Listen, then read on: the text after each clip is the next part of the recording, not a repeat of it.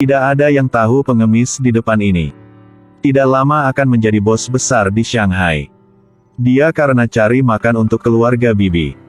Dia jual diri di pinggir jalan.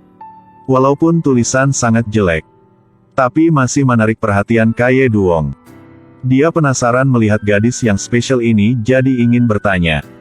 Tidak menyangka jalan tiba-tiba menjadi kacau. Tie Nguyat Ke langsung bawa bibi melarikan diri. Dan Kaye Duong berantem dengan orang lain. Ada yang bawa pistol ingin bunuh pria itu. Tie Nguyat Ke langsung maju untuk hentikan. Ketika Tam Mama muncul tembak sekali. Mereka baru berhenti. Karena ingin terima kasih Tie Nguyat Ke telah bantu. Kaye Duong bawa dia pulang ke rumah. Dan kasih mereka makan bapau. Tadi belum sempat terima kasih sama kamu. Tidak apa-apa. Kau tahu tadi sangat bahaya kan? Kau juga berani ya? Baru selesai omong. Han Han datang bilang Tan Mama ingin ketemu dengan Tie Nguyat Ke. Tidak menyangka Nguyat Ke baru satu langkah ke dalam pintu. Melihat karpet bersih di depan jadi mundur ke belakang. Tu Kaye Duong melihat wanita yang ngerti di depan ini. Langsung senyum. Lalu tarik dia ke dalam. Siapa nama kamu? Nyonya Tan. Nama saya Tie Nguyat Ke. Kenapa kau tahu nama saya? Karena tadi saya mendengar orang di dalam pasar omong jadi baru tahu. Ingatan tidak buruknya. Tan Mama tanya Nguyat Ke. Jika masih ada keluarga, kenapa kau ingin jual diri sendiri? Nguyat Ke bilang sejak kecil sudah tidak punya orang tua. Bibi yang besarkan dia. Karena di kampung, kehilangan musim. Di rumah ada adik-adik saya yang harus dirawat. Jadi dia hanya bisa bersama bibi datang ke sini untuk cari duit. Tie Nguyat Ke mohon pada Tan Mama untuk beli dia. Dia sangat kuat. Kerja apa juga bisa. Tan Mama suruh Tie Nguyat Ke berdiri lalu muter badan sekali. Lalu kasih dia lihat tangan. Bahkan gigi dan mulut juga tidak lolos. Tu Kaye Duong berdiri di samping juga bantu omong. Tan Mama akhirnya setuju untuk dia di sini. Lalu Tie Nguyat Ke pulang kasih tahu kabar baik ini untuk bibi. Tidak menyangka bibi tidak banyak omong. Langsung tarik dia pergi. Karena dia merasa tempat ini tidak bagus. Walaupun mati juga tidak biarkan Tie Nguyat Ke di sini. Suara mereka bertengkar sampai ke kuping Tuong Gia. Ketika tahu Tu Kaye Duong diselamatkan oleh wanita kampung ini, Tuong Gia memutuskan untuk bertemu dengannya. Pertama Tuong Gia terima kasih pada Nguyat Ke telah selamatkan Kaye Duong. Dia bilang sama Nguyat Ke, jika keluarga tidak izinkan dia kerja di sini, lebih baik ambil uang lebih lalu pulang saja. Saya tidak boleh ambil uang punya orang lain tanpa alasan. Saya kuat. Saya ingin menggunakan kekuatan saya buat kerja apa saja untuk mendapatkan uang. Tuong Gia melihat gadis yang hebat ini. Tidak bisa menahan dan terus memandangnya. Lalu dia bilang sama bibi Nguyat Ke. Di wilayah punya dia.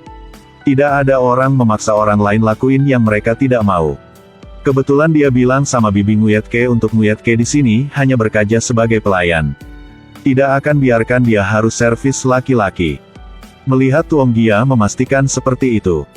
Bibi Nguyat Ke sekarang baru setuju. Lalu menggunakan 20 jumlah perak.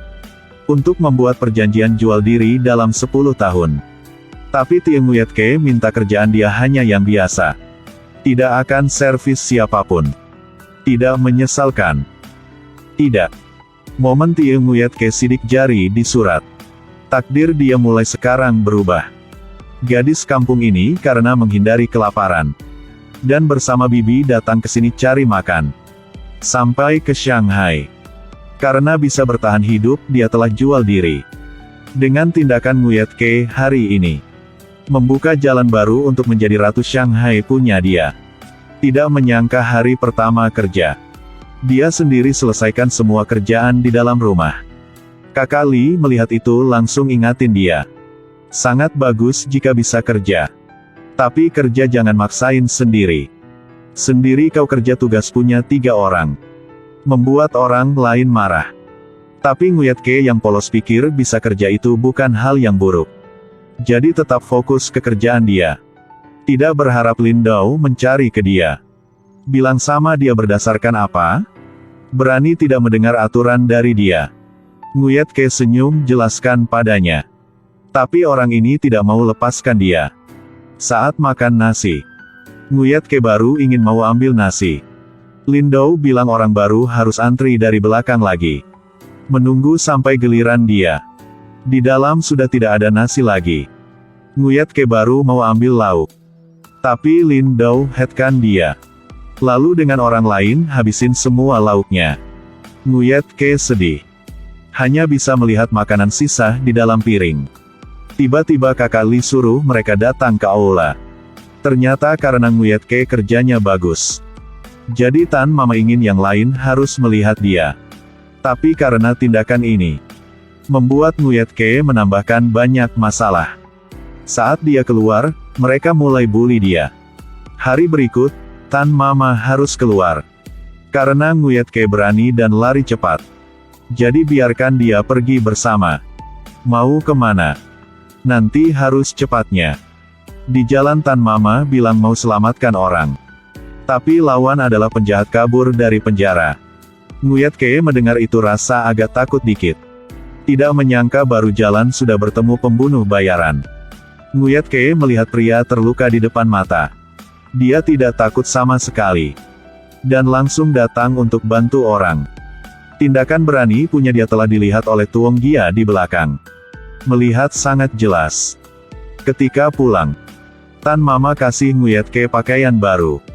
Dan satu amplop yang gede.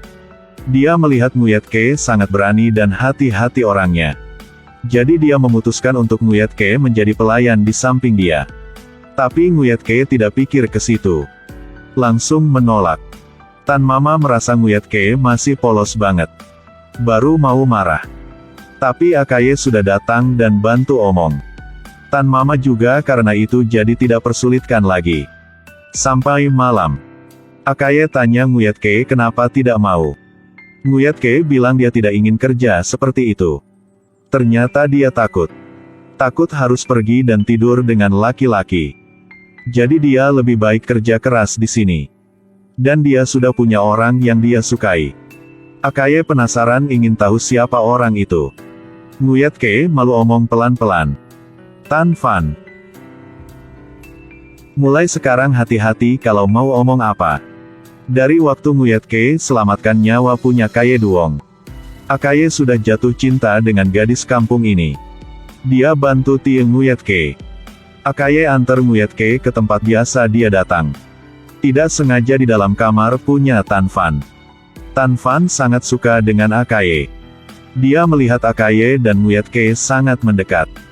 Jadi tidak suka dengan Nguyet Ke sejak itu.